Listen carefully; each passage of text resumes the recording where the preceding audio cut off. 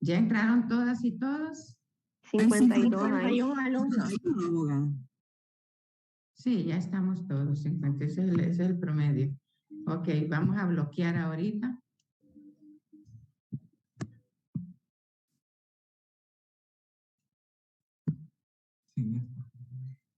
Ya está, ¿verdad? Y la comunicación y todo. Muy bien, mis amores, perdónenme, por favor.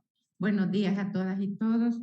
Tuve un impasse, se me olvidó. La mente se me fue a ti y se me olvidó que ahora éramos Zoom.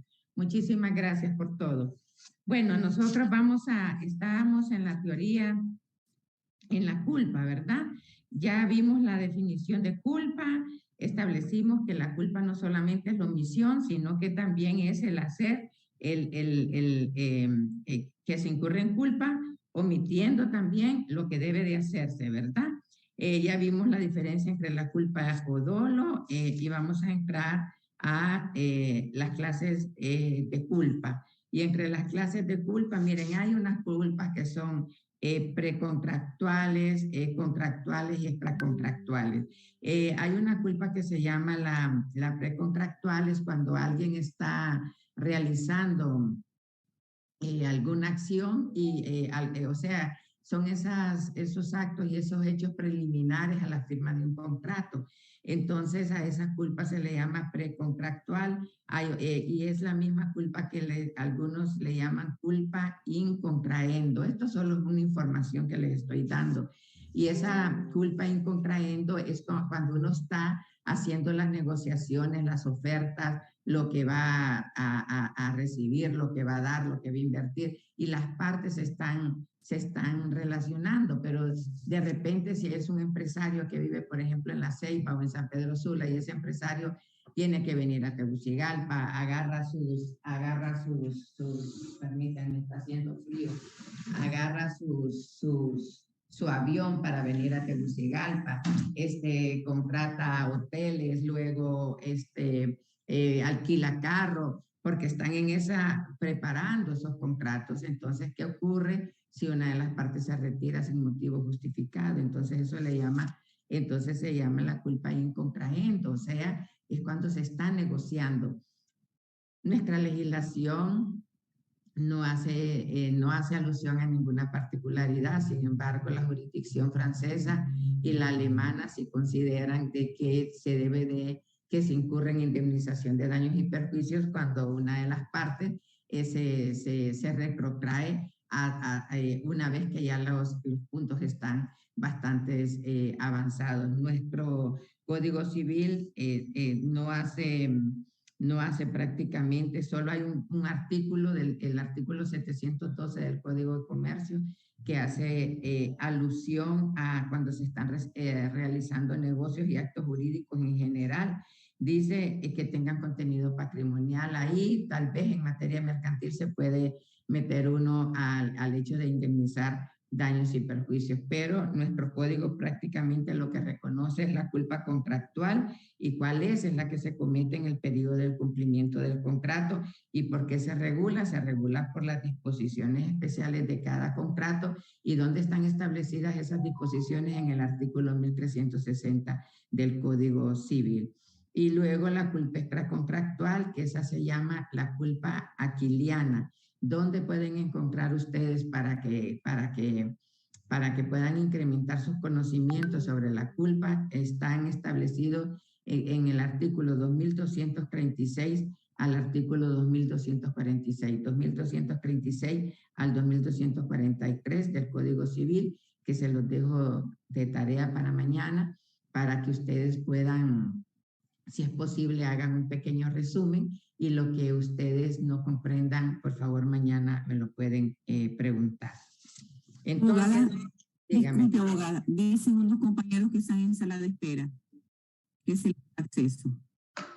Como estaban en el intercambio, dice que perdieron ahí tiempo. Ok, permítame un segundo, permítame.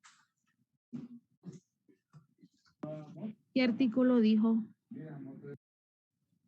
Mencionó el artículo del 2236 al 2243 del Código Civil. Gracias.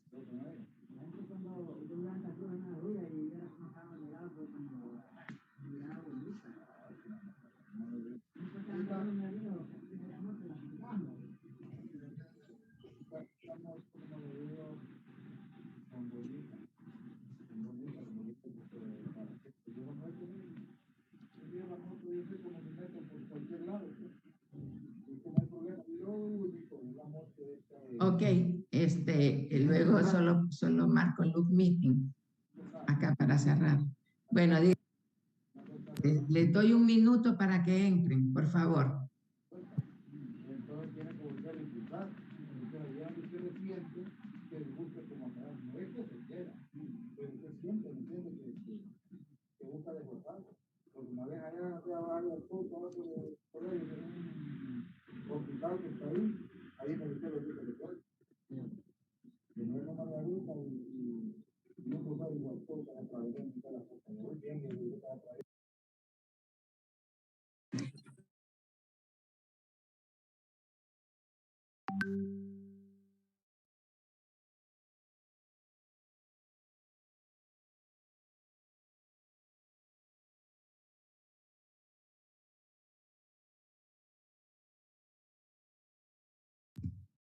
Ok. Ok, ya está. Les di entrada, los demás se quedan. Yulisa, cierra tu micrófono porque se está oyendo. Entonces estas cuestiones de culpa contractual, la que reconoce nuestro código es la del 1360 y la culpa extracontractual es el artículo del 2236 al 2243 del Código Civil y que ustedes les sugiero que por favor los lean, hagan un pequeño resumen sobre esto de la culpa. Les expliqué el día viernes cuán importante resulta en materia contractual el tema de la culpa y cómo puede uno sacar de una situación difícil en materia penal con la culpa de esa área y meterlo en el área civil. Entonces, los romanos, vamos a la teoría de la graduación de la culpa. Los romanos clasificaron la culpa en grados y sin elaborar una teoría concibieron la culpa en lata o grave, la culpa leve y también culpa levísima, ¿verdad? Entonces tomaron 3 tipos de medidas. Los romanos dijeron para la culpa lata, tomaron como tipo la diligencia empleada por el común de los hombres. Para la culpa leve, eso está en el artículo referido, ¿verdad? De la culpa, en 1362. Para la culpa leve, la diligencia de un buen padre de familia, y para la culpa levísima, la diligencia de un padre de familia diligentísimo. Entonces, ¿cuál es la culpa lata o grave? Es la magna culpa, que ya lo vimos el viernes, ¿verdad? Que esa no se puede sustituir porque los romanos la equiparaban al dolo. Es la culpa magna, es la que evita la generalidad de los hombres. Dice, la que no cometen ni aún las personas negligentes y de poca prudencia. Entonces, esta culpa es la que, vuelvo a repetir, es la que los romanos equipararon al dolo, ¿verdad? Por ejemplo, aquel transportista que deja la carga en la puerta de la bodega, donde cualquier transeúnte se la puede robar. Esa es una culpa lata o culpa grave.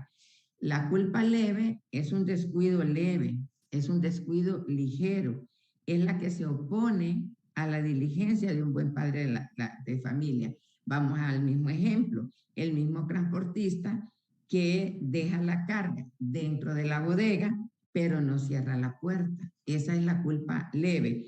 Y la culpa levísima es la que se opone a la diligencia de un padre diligentísimo. Es la que emplea, dice el artículo referido, el hombre en sus negocios importantes. Por ejemplo, el que comete el mismo transportista que lleva la carga, la mete en la bodega, cierra la puerta de la bodega, pero no toma la precaución de examinar si quedó bien cerrada la puerta o no. Entonces, si ustedes ven, miren, esta culpa levísima, en la ley aquiliana, cuando ustedes lean los artículos que les dejé de tarea, en la ley aquiliana también viene comprendida la culpa levísima. ¿A quién le aplicaban los romanos la culpa levísima? Se la aplicaron en la responsabilidad extracontractual. Recuérdense que esa responsabilidad extracontractual es un poco difícil porque no se tiene firmado un contrato, o sea que en las obligaciones que se contraían sin convenio, sin contrato, ¿verdad?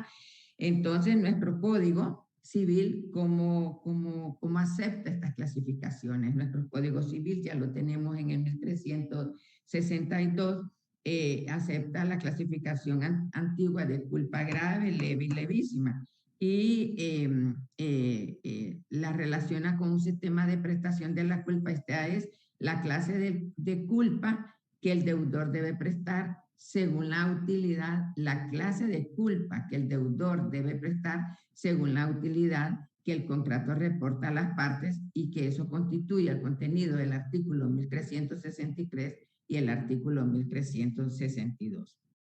Entonces, miren, la regla general del artículo 1362, además de aceptar los 3 grados de culpa, sienta la regla de que la diligencia sea la que exija la naturaleza de la obligación que se contrae y que corresponda a las circunstancias de las personas, del tiempo y del lugar. Así lo dice el artículo referido. Esto quiere decir que el deudor responde en el cumplimiento de las obligaciones en mayor o menor grado. Por eso dijimos que la culpa la puede moderar el juez. Y el juez, ¿qué es lo que tiene que tomar en consideración? La naturaleza particular de la obligación, o sea que una obligación más delicada corresponderá a una mayor diligencia. Una obligación más vulgar, pues necesitará una diligencia corriente o común.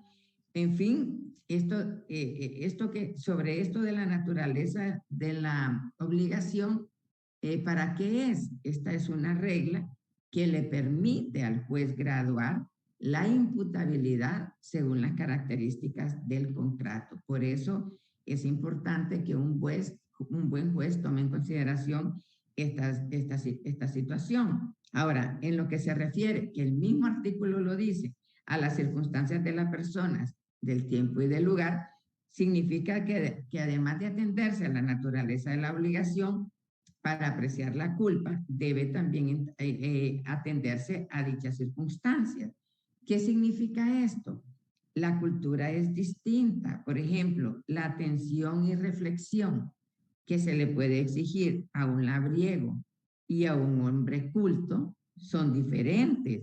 Así también el tipo y el lugar en que debe realizarse la prestación influyen poderosamente en que la ejecución sea más o menos perfecta y la conducta más o menos diligente. Y enseguida este artículo 1362 define la culpa lata, la leve y la levísima, tomando 3 tipos o patrones de medida. La diligencia dice que emplean en sus propios negocios las personas de poca prudencia. A esta diligencia, dice, se opone la culpa lata o grave. La diligencia dice que emplea un buen padre de familia, a la cual se opone la culpa leve. De esta debe responder el deudor cuando no se expresa en la obligación la clase de diligencia que debe desplegar. Y por último, dice el artículo referido, la diligencia esmerada, que emplea un hombre juicioso en la administración de sus negocios importantes. A esta, dice, se opone la culpa levísima. Entonces, responde de la culpa levísima el comodatario. El contrato de comodato es un contrato sin intereses. El que oficiosamente y por amparar al pupilo se encarga de la administración de sus bienes, pero que no ocurre al juez para que se provea de su tutela. Entonces, si ustedes ven, todas estas situaciones que hace alusión cuando dice aquella diligencia que exija la naturaleza de la obligación que corresponde a las circunstancias de las personas, del tiempo y del hogar, puede ser lata, leve o levísima. O sea, ya la ley le da al juez qué circunstancias de la obligación debe de tomar en consideración, que no puede juzgar a un ingeniero igual a un abogado o a un labriego igual que un médico, me doy a entender. Y entonces todas esas circunstancias que se sopesan es lo que le permite al juez valorar la imputabilidad de la pena, que no sabe si va a poner la lata o grave, que es la que los romanos equiparaban al dolo, la culpa lata, la leve o la levísima. ¿Alguna pregunta? Abogada, yo solo le quería pedir si podría repetir los artículos que mencionó en la culpa contractual y la extracontractual, porque cuando los mencionó estaba ingresando yo, por favor. La culpa contractual y la culpa extracontractual. Sí, abogada. Es que la culpa precontractual es antes de celebrar el contrato.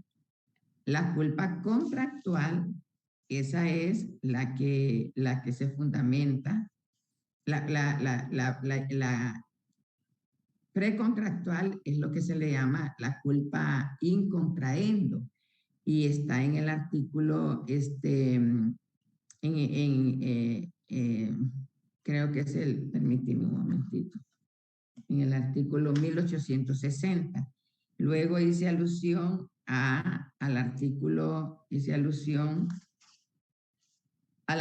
712 del Código de Comercio.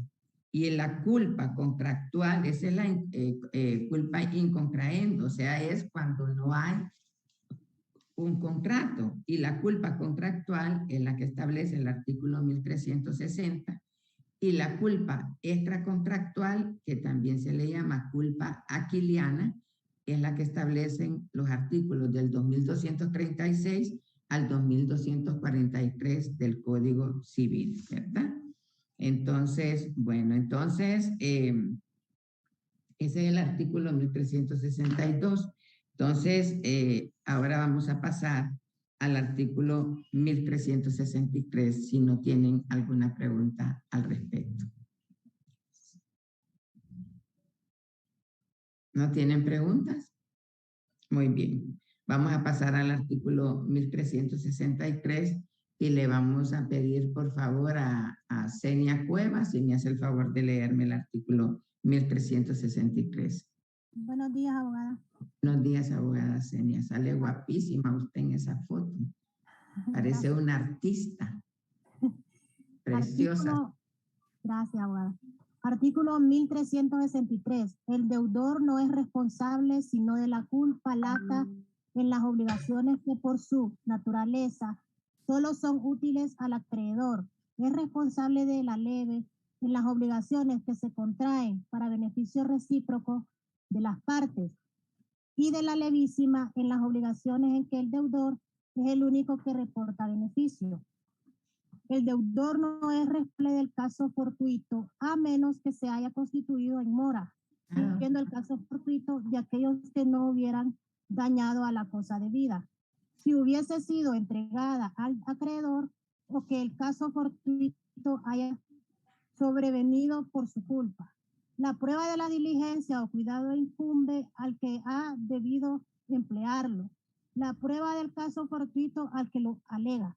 Todo lo cual, sin embargo, se entiende sin perjuicio de las disposiciones especiales de las leyes y de las estipulaciones expresas de las partes.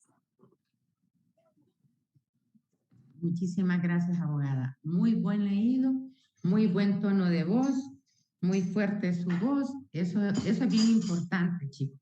Yo recuerdo una vez un juicio que llevé, una querella criminal contra un famoso periodista. El abogado del periodista, cuando hablaba, solo él se escuchaba. Y le pareció un mosquito. Y entonces siguió con aquel vozarrón: su señoría, por favor, dígale al abogado de la parte demandada que levante su tono de voz, porque solo él se escucha. Yo necesito saber cuáles son sus alegaciones. Solo él se escuchaba. Y al final terminó pues perdiendo el juicio. ¿Por qué? Es bien importante que un abogado, una abogada, yo veo un montón de mujeres en este grupo y me siento muy feliz por ello. No es que estoy discriminando a los chicos, pero hay bastantes mujeres y eso es bueno. Miren, pongan atención a esto. ¿Cómo se llama esto? Se llama este artículo 1363 de la prestación de la culpa contractual. ¿Ok? Dice, el deudor no es responsable sino de la culpa lata en las obligaciones que por su naturaleza solo son útiles al acreedor. De la leve en las obligaciones que se contraen para beneficio recíproco de las partes y de la de levísimas en las obligaciones en que el deudor es el único que reporta beneficio. Esto es importante porque acuérdense que la culpa es negligencia y cuando se actúa culposa o negligentemente se indemniza daños y perjuicios. Entonces, al hablar de la prestación de la culpa contractual, cuando hablamos, no estamos hablando de la pre, ni estamos hablando de la otra, la quiliana, estamos hablando de la culpa contractual, ¿ok? O sea, la que establecen las partes, la que está establecida en el artículo 1360. Entonces, al hablar de la prestación de la culpa contractual, la hacemos pensando sobre todo en el artículo 1363 del Código Civil, que se refiere a la que ha de prestarse en el cumplimiento de los contratos.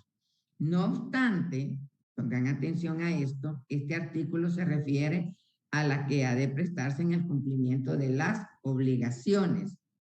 Así, en su párrafo primero dice, el deudor no es responsable, sino de la culpa lata en las obligaciones. ¿De dónde sacaron nuestros legisladores este artículo? Lo sacaron del artículo 1547 del Código Civil de Chile.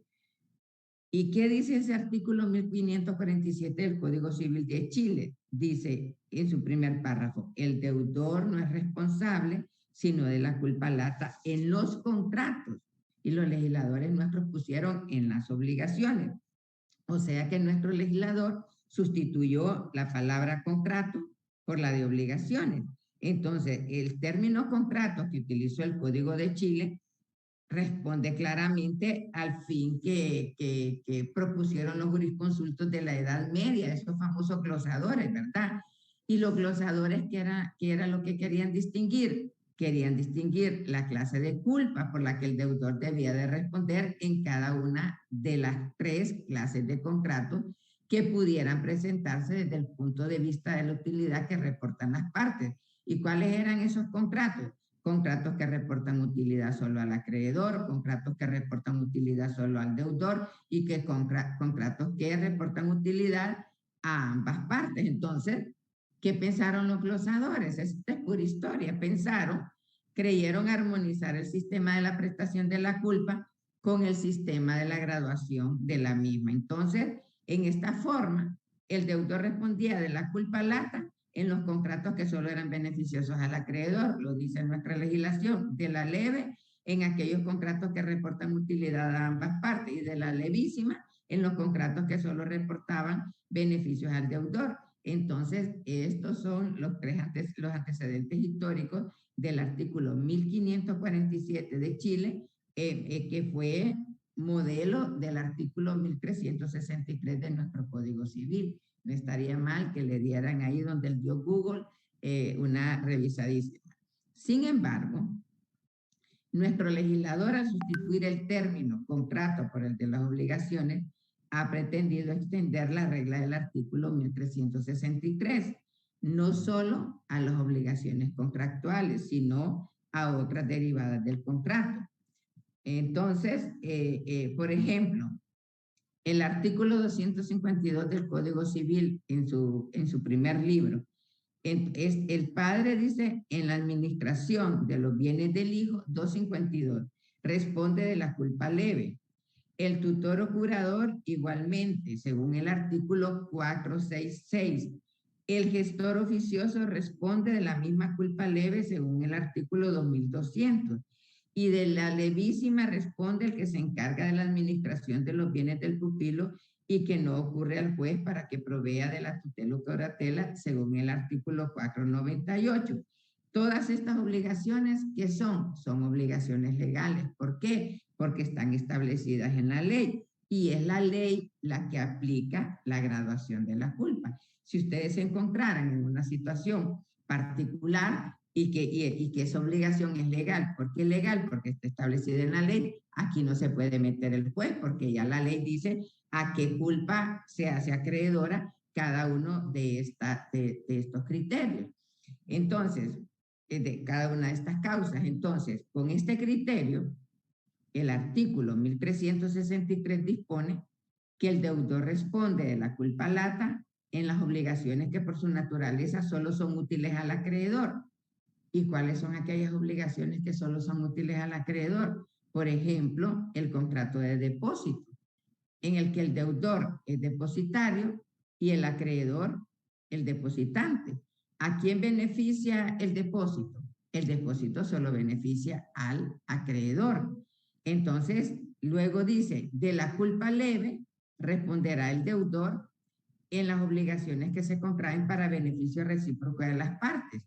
¿Qué contrato es el que beneficia a ambas partes? Ya lo sabemos, el contrato de compra-venta, el contrato de arrendamiento, el contrato de la permuta, el contrato de sociedad.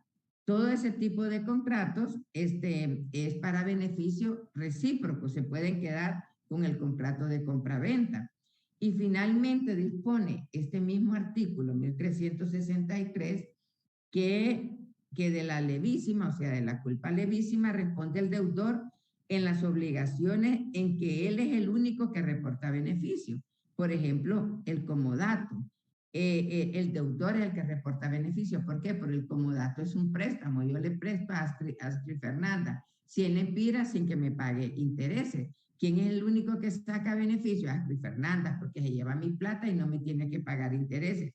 Sin embargo, la ley, en el caso especial del artículo 498, impone esta culpa a un deudor que no se beneficia. O sea, toda regla general tiene su excepción. El artículo 498 es una excepción a lo que dispone el artículo 1363 del Código Civil. Este artículo 1363 también dice en su párrafo segundo, el deudor no es responsable del caso fortuito. Vamos a ver qué es caso fortuito. Ya lo hemos mencionado, pero ahora lo vamos a ver con más profundidad.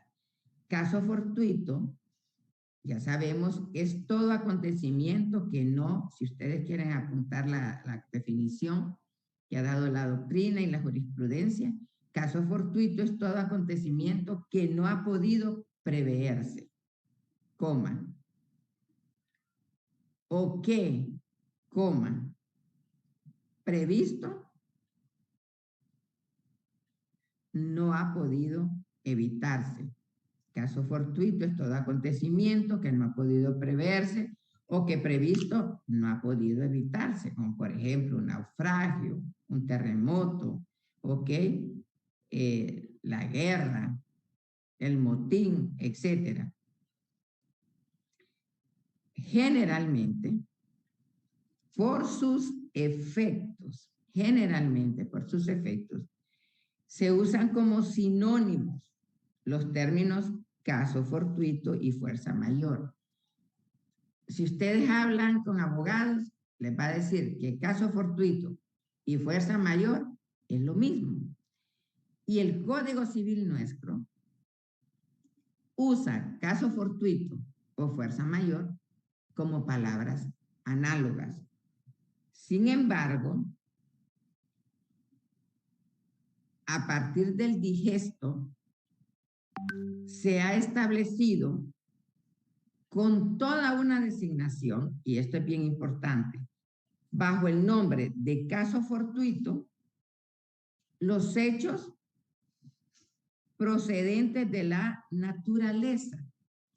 Y esto te va a servir grandemente, aunque utilicen caso fortuito y fuerza mayor, tanto el Código Civil nuestro y los juristas lo utilicen como palabras análogas, cuidado, porque estas diferencias son las que hacen que te ganes el respeto de los demás cuando miras que tú estudias. Hay juristas, uno que se llama Faile, hay juristas que a partir del digesto, que yo no me voy a meter aquí a explicarles el digesto porque esto lo vieron en Romanos y en Introducción al Estudio del Derecho, se ha establecido con toda una distinción, designando bajo el nombre de caso fortuito los hechos procedentes de la naturaleza. Y se ha reservado el término fuerza mayor a los hechos que proceden de la autoridad. Cuando se habla de fuerza mayor, a partir del digesto se dijo que eran hechos que proceden de la autoridad. a los que cabría, se podría decir que podríamos agregar ciertos hechos del hombre particular, ciertos hechos del hombre particular. Entonces, si lo decimos en palabras sencillas, caso fortuito, hechos de la naturaleza, predecibles, pero inevitables. Fuerza mayor, los hechos que proceden de la autoridad. Son ciertos hechos del hombre en particular. La guerra, el motín, las huelgas, las prohibiciones a la exportación, la detención indebida, el secuestro terrorista, el robo a mano armada, la expatriación. Esos son hechos de fuerza mayor.